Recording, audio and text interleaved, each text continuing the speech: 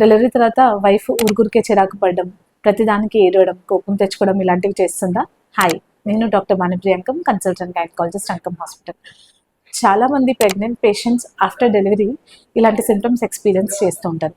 మన ఇండియాలో almost 80% of మదర్స్కి ఇలాంటి సిమ్టమ్స్ ఉన్నాయి. వీటిని పోస్ట్పార్టమ్ బ్లూస్ అంటాం. మనకి ప్రెగ్నెన్సీలో ఈస్ట్రోజన్ అండ్ ప్రొజెస్ట్రాన్ అనే హార్మోన్ చాలా హై లెవెల్స్లో ఉంటుంది.